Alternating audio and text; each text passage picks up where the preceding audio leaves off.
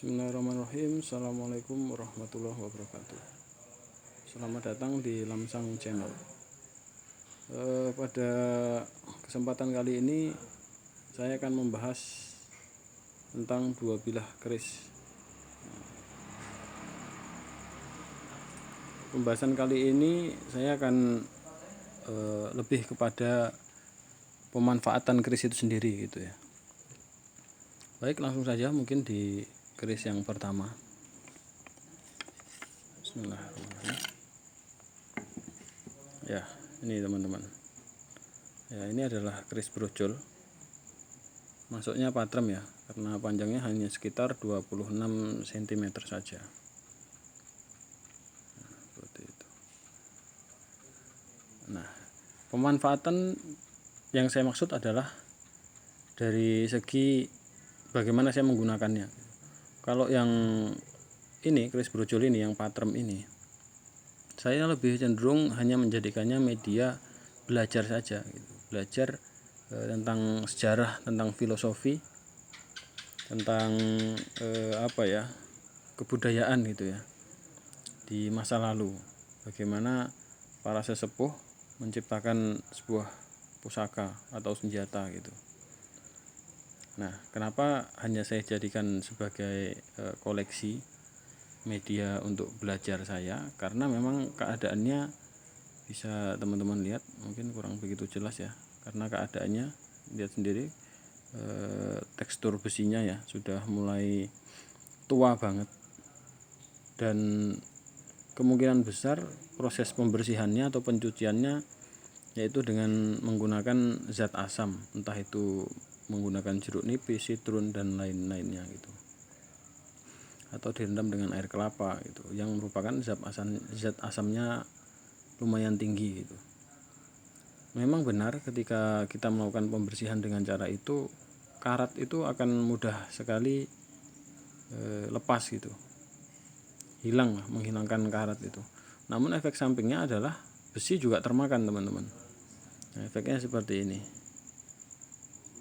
Mungkin tidak sepenuhnya dari proses pembersihan, bisa juga karena usianya yang sudah tua gitu.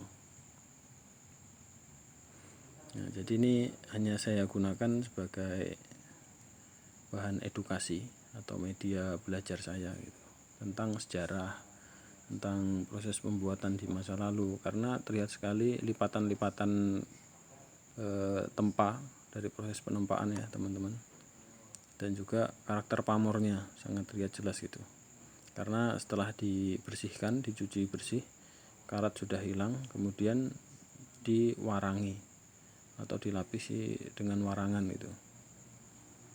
Nah, seperti ini. Ini sudah tidak bisa untuk digunakan sebagai senjata, yang merupakan tujuan awal dibuatnya sebilah keris seperti itu. Namun kita masih bisa mengambil banyak pelajaran, banyak edukasi gitu melalui sebilah keris ini. Inilah keris brojol dengan pamor kalau tidak salah, ini ya Woswutah kalau tidak salah ya. Mungkin teman-teman bisa komentar kalau saya salah gitu. Oke, selanjutnya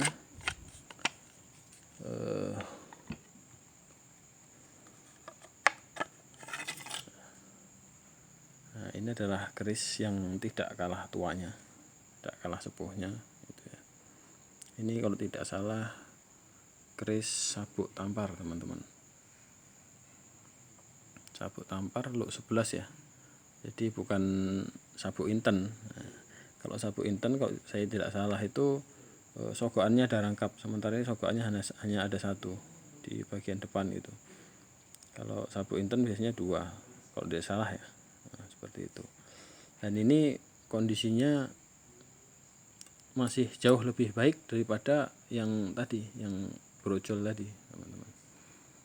Nah, ini ada sebetulnya opsi untuk membersihkannya dengan cara menggunakan zat asam itu tadi, entah itu direndam air kelapa dengan campuran jeruk, ataupun yang lain dengan sitrun dan yang lainnya gitu. Namun saya pertimbangkan kok sepertinya ini kondisinya masih bisa saya selamatkan gitu. Dalam arti ya saya bersihkan secara perlahan dengan saya minyaki, kemudian saya gosok perlahan menggunakan entah itu sikat yang halus maupun dengan aluminium foil. Nah, itu memang sangat lama prosesnya, digosok berulang. Kemudian ya kalau sudah saya rasa cukup di satu hari, ya saya simpan kembali. Kemudian ketika ada waktu luang, saya bersihkan lagi gitu. Jadi tidak bisa seketika bersih, tidak bisa secepat ketika membersihkan dengan zat asam. Nah, ini karakternya. Nah, ini saya gunakan, masih bisa digunakan sebagai senjata tajam karena emang kondisinya masih kuat ya, besinya masih pulen banget, kelihatan banget gitu. Walaupun sepuh, sudah cenderung tua, namun masih sangat utuh, cenderung utuh.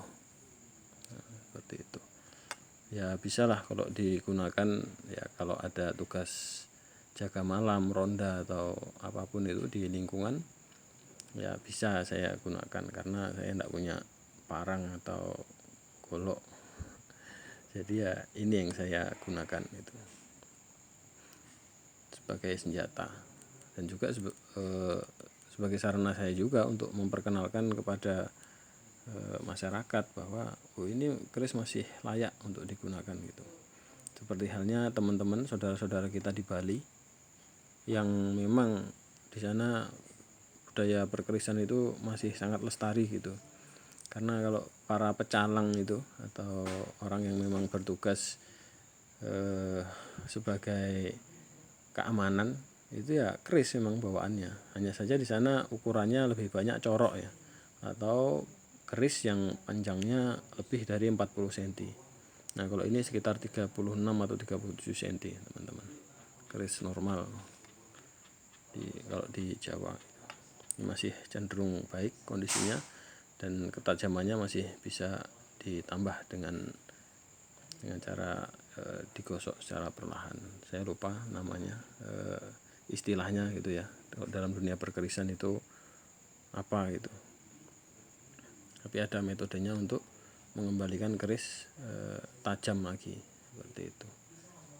Jadi itu teman-teman, pembahasan saya pada malam hari ini. Kalau ada saran, kritik, masukan, silahkan dicantumkan di kolom komentar. Karena saya membuat konten ini ya bukan karena saya yang paling tahu gitu, karena saya juga masih dalam proses belajar gitu. Jadi saya sangat membuka sekali ruang untuk berdiskusi. Nah, seperti itu. Oke, baik, terima kasih atas kunjungannya di channel saya dan di video saya ini. Assalamualaikum warahmatullahi wabarakatuh.